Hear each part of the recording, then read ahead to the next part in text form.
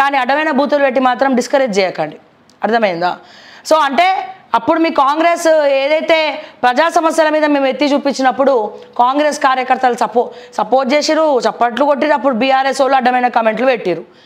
నేను అనుకున్నా, అరే మా కాంగ్రెస్ కార్యకర్తలు జర వాల్యూస్ ఉన్నోళ్ళు ఇట్లాంటి పనులు చేయరని. కానీ మీరు కూడా ఏం పెడుతుర్రు, వాళ్ళ కమ్ముడు పోయినవా, వీళ్ళ కమ్ముడు పోయినవా, బీజేపీ కమ్ముడు పోయినవా, ఈ ఎవరికి మన బీఆర్ఎస్ కమ్ముడు పోయినవా అని చెప్పి కమెంట్లు పెడుతుర్రు.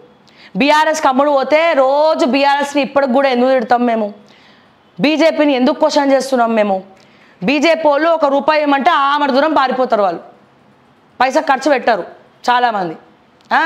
ఆ ఖర్చు పెట్టి ఇంత అని చెప్పించుకుంటారు, వాళ్ళు పైసలు ఇస్తారా? ఇక మీ కాంగ్రెస్ వాళ్ళు ఇక బీఆర్ఎస్ వాళ్ళు అంటారు కాంగ్రెస్ ఎంత అమ్ముడు పోయింది, అపాయింట్మెంట్లు ఇస్తలేరా నాయన అంటే వీళ్ళు 2-3 ఛానళ్ళకి అమ్ముడు పోయినా కానీ మాలాంటి వాళ్ళకి ఓడి కూడా ₹1 కాదు కదా గవర్నమెంట్ తరపున ఏం రాలే, ఉన్న పైసలు కూడా ఈ ప్రమోషన్స్ అవి ఇవని చెప్పి గవి కూడా ఎగ్గొట్టారు. ఇక ఏం అమ్ముడు పోయినాం మేము? ఒక మాట చెప్పండి, ఏం అమ్ముడు పోయినాం? అంటే ప్రజా సమస్య మీద మాట్లాడితే అమ్ముడు పోయినాం, మీకు అనుకూలంగా మాట్లాడితే అమ్ముడు పోలే, అనుకూలంగా మాట్లాడకపోతే అమ్ముడు పోయినాం. ఇష్టం వచ్చినట్టు ఎవరికి వాళ్ళు మాట్లాడుతూ ఉన్నారు. సో దయచేసి మళ్ళా చెప్తున్నా, నేను ఏ పార్టీకి తొత్తును కాదు, నేను భయపడేది ప్రజలకు, నేను సమాధానం చెప్పాల్సింది ప్రజలకే. ప్రజల తరపున కొట్లాడతాం, వాళ్ళ తరపున మాట్లాడతాం, ప్రజలకే సమాధానం చెప్తాం, ప్రజలకే భయపడతాం, ప్రజలకే కుక్కలా పనిచేస్తాను. కుక్క అనుకో, నక్క అనుకో, ఎవరన్నా అనుకో, కానీ ప్రజల కోసమే పనిచేస్తాం. ఇది మాత్రం గుర్తుపెట్టుకోండి.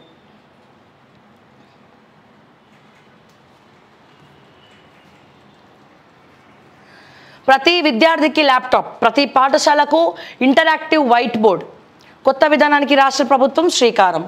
రాష్ట్రంలో 5G నెట్వర్క్ను మరింత విస్తృతం చేసే చర్యలు. మనకి 4G నెట్వర్కే లేదురా నాయన అంటే మీరు 5G నెట్వర్క్ పోయిరా. ఇప్పుడు నేను ఒక చిన్న లాజిక్ చెప్తా సార్.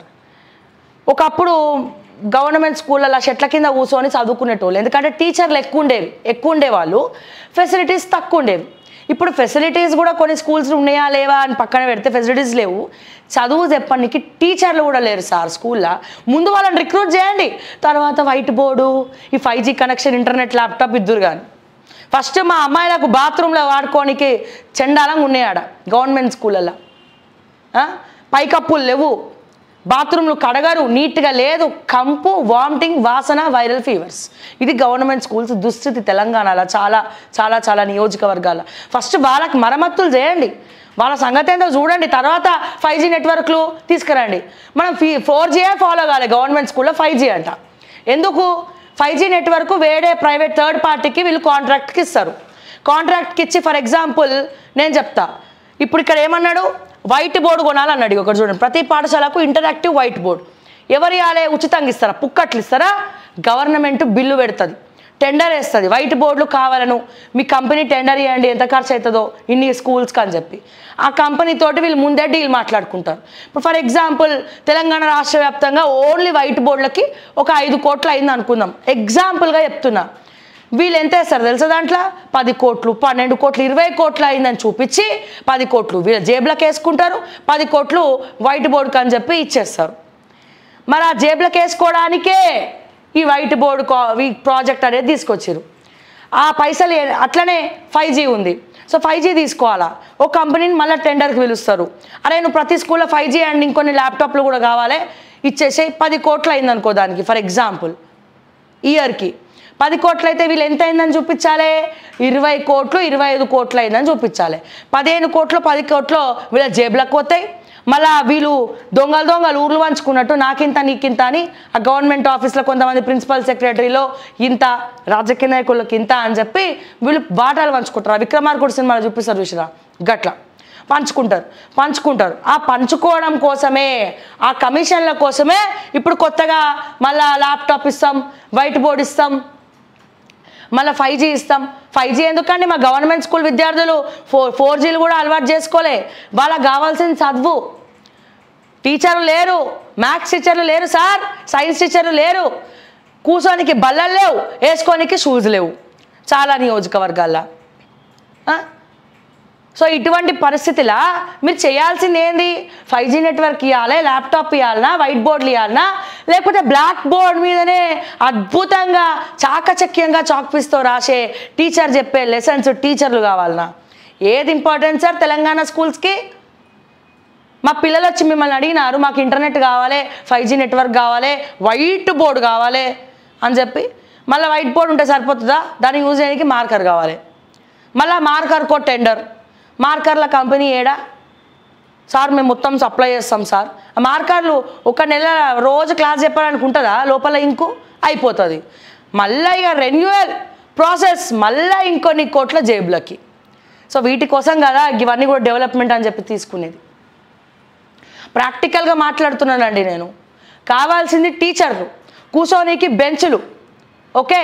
బాత్రూమ్లు అమ్మాయిలు పోతే నీళ్లు తాగలే. మొన్న అప్పుడు విద్యాశాఖ మంత్రి గతంలో ఉన్నప్పుడు కూడా మా అమ్మాయిలు రోడ్డుకి ఎక్కి వాళ్ళు నిరసన తెలిపారు. గవర్నమెంట్ కాలేజీల పరిస్థితి చూడండి, ఇంటర్ కాలేజీల పరిస్థితి ఎట్లుందో.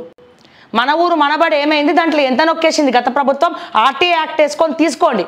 మన ఊరు మనబడి ఊసే ఎత్తాడు వాడు. ఏమైంది మరి? అవన్నీ మరమ్మతులు చేసినామని చెప్పి బిల్స్ పెట్టుకురు కదా బడ్జెట్లో. ఆ పైసలని అప్పనంగా ఎవరు నొక్కేసిండు? మన ఊరు మనబడి అనేది స్కామ్ కాదా? నేను చెప్పాలనా? మన ఊరు మనబడి టెండర్ లేకుండానే మెగా కృష్ణారెడ్డికి చెప్పిర్రు. దాని వెనకాల మెగా కృష్ణారెడ్డి ఉన్నాడు కాబట్టి వీళ్ళు సైలెన్స్. ఎందుకు? మన తెలంగాణలో అప్పుడు వెలమ పాలన నడిచింది, ఇప్పుడు రెడ్డిల పాలన నడుస్తుంది. రెడ్డిలు హమీ తుమి ఏకే కదా, ఇప్పుడు అక్కడ ఉన్నది మెగా కృష్ణారెడ్డి. మొత్తం బీజేపీకి ఇచ్చిండు ఫండింగు, కాంగ్రెస్కి ఇచ్చిండు ఫండింగు, బీఆర్ఎస్కి ఇచ్చిండు ఫండింగ్. ఎలక్ట్రల్ బాండ్స్ లేవా? క్వశ్చన్ చేసింది కదా సుప్రీంకోర్టు. 7 వచ్చినాయి ఎలక్టోరల్ బాండ్స్. SBI కూడా అడిగింది కదా. మెగా కృష్ణారెడ్డి ఫండింగ్ అన్ని పార్టీలకు ఉన్నాయి. మరి ఇప్పుడు మనం అడగాల్సింది ఎవరిని? మెగా కృష్ణారెడ్డిని. నేను అందుకే అడుగుతున్నా, ఈ రాష్ట్రానికి ముఖ్యమంత్రిని మెగా కృష్ణారెడ్డిని చేసిండు అనుకో, వ్యాపారాలు ఇంకా సస్యశ్యామలంగా నడుస్తూ ఉంటాయి. ఇక ప్రజలే డైరెక్ట్గా డీల్స్ మాట్లాడుకోవాలి. సార్ మెగా కృష్ణారెడ్డి గారు మీకు దండమండి, కాల్మొక్తా బాంచన్, మీరు ఈ రాజకీయ పార్టీలకు మీరు ఫండింగ్ ఇవ్వకండి సార్, డైరెక్ట్గా ప్రజలతోనే కాంటాక్ట్ పెట్టుకోండి, మేము ఇప్పిస్తాం మీకు. ఆ ఫండింగ్ ఏదో పేద విద్యార్థులకు ఇచ్చి చదివిపియండి, ఆ ఫండింగ్ ఏదో వీళ్ళకి ఇవ్వండి వాళ్ళకి ఇవ్వండి అని చెప్పి మరి డీల్స్ కుదిరించుకుంటాం. ఇదే బెస్ట్ కదా, ఇదే బెటర్ ఆప్షన్. ఎక్కడ చూసినా ఆయన పేరు వినిపించినప్పుడు రాజకీయాలు ఎందుకండి? బిజినెస్ మ్యాన్స్ రాజకీయాలను భ్రష్టు పట్టిస్తున్నాయి, రాజకీయ పార్టీలను రాష్ట్రాలను శాసిస్తున్నాయి. దాంట్లో నెంబర్ 1 ఒకటి అంబానీ అదానీ అయితే, నెంబర్ 2 మెగా కృష్ణారెడ్డి. వీళ్ళే నడుపుతున్నారు రాజ్యాంగాన్ని, వీళ్ళే నడుపుతుర్రు. పేదోళ్ళ బతుకులతో వీళ్ళే ఆడుకుంటుండ్రు. ట్యాక్స్ని ఎగనామం పెడుతుర్రు, అప్పనంగా ప్రాజెక్టులు కొట్టేస్తుర్రు, చిన్నపాటి కంపెనీలు ఎగ్గొడుతుర్రు. సో ఇది జరుగుతూ ఉంది. నేను కేవలం రాష్ట్రం గురించి మాట్లాడతలే, మొత్తం దేశం గురించి మాట్లాడుతూ ఉన్నాను. మరి వాళ్ళనే ముఖ్యమంత్రులను తీసుకొచ్చేసేసి మనకే ప్రజలకే డైరెక్ట్ డీలింగ్స్ పెట్టుకుంటే అయిపోతుంది. బెస్ట్ కదా. గవర్నమెంట్ ఎందుకు? ఇంకా దేశాన్ని ప్రైవేటైజేషన్ చేసి పడేయండి, అన్ని రాష్ట్రాలను ప్రైవేటైజేషన్ చేయండి. ప్రైవేట్ సంస్థలే మా ప్రజల్ని ముందరకు నడుపుతాయి. మధ్యలో మళ్ళీ మీరు నించొని కమిషన్లు తీసుకోవడం ఎందుకు సార్? మేము బాధపడడం ఎందుకు? గది చేస్తానన్నా డైరెక్ట్గా చేస్తాం మేము.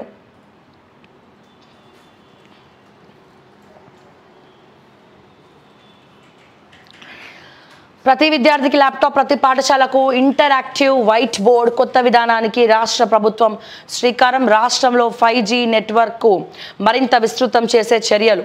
మండల పరిషత్లలో స్పెషల్ ఆఫీసర్లు తక్షణం అమల్లోకి. ప్రత్యేక అధికారుల పాలన. రాష్ట్ర ప్రభుత్వం నిర్ణయం. నిన్నటితో ముగిసిన ఎంపీపీల పదవీకాలం. కొన్ని ప్రాంతాల్లో ఎంపీపీలకు మినహాయింపు. రైతు భరోసాపై అసెంబ్లీలో చర్చిస్తాం. త్వరలోనే job calendar release. PCC chief కసరత్తు కొలిక్కి వచ్చింది. కేబినెట్ విస్తరణపై ఏఐసీసీదే నిర్ణయం. చంద్రబాబు రేవంత్ సహచరులు మాత్రమే. రైతు ఆత్మహత్య వెనుక ఎవరున్నా వదలం. మీడియాతో డిప్యూటీ సీఎం బట్టి విక్రమార్క.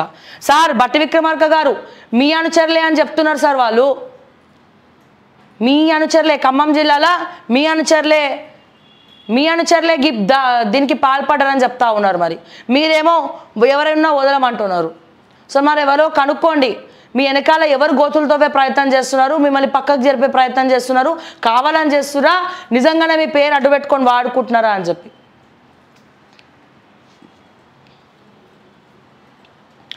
క్యాబినెట్ విస్తరణ పోస్ట్ పోన్, ఆశావహుల సంఖ్య ఎక్కువ అవడమే కారణం. మా కాంగ్రెస్కి మొట్టమొదటిగా తెలిసింది ఏంటంటే పోస్ట్పోన్ చేయడం. ఏ విషయమైనా పోస్ట్పోన్ చేస్తుంది. ఆఖరికి టికెట్లు కూడా పోస్ట్పోన్ చేసి లాస్ట్ నోటిఫికేషన్ ముందు రోజే అనౌన్స్ చేస్తుంది. ఆశావహుల సంఖ్య ఎక్కువ అవడమే కారణం. ఎంపిక విషయంలో కుదరదని ఏకాభిప్రాయం. హడావిడిగా నిర్ణయం వద్దని ఏఐసిసి భావన. వారం తర్వాత మరోసారి సమావేశం. రాష్ట్ర కేబినెట్ విస్తరణతో పాటు పిసిసి చీఫ్ ఎంపిక సైతం వాయిదా పడింది. 1-2 రోజుల్లో రాష్ట్ర కేబినెట్ విస్తరణ జరుగుతున్నదని, అందుకు ఏర్పాట్లు సైతం జరుగుతున్నాయని వార్తలు వస్తున్న సమయంలో ఎంపిక వాయిదా పడడం రాష్ట్ర రాజకీయాల్లో కీలక పరిణామంగా మారింది. ఆశావహుల సంఖ్య ఎక్కువ అవడం, నేతల మధ్య ఏకాభిప్రాయం కుదరకపోవడంతో ఏఐసిసి ఈ నిర్ణయం తీసుకున్నట్టు తెలిసింది. వారం 10 రోజుల తర్వాత రాష్ట్ర నేతలతో సమావేశాలు ఉంటాయని ఏఐసిసి వర్గాలు తెలిపాయి. నేడు ప్రధానితో రేవంత్ భేటీ. సాయంత్రం 6:30కు టైం ఫిక్స్. అధికారిక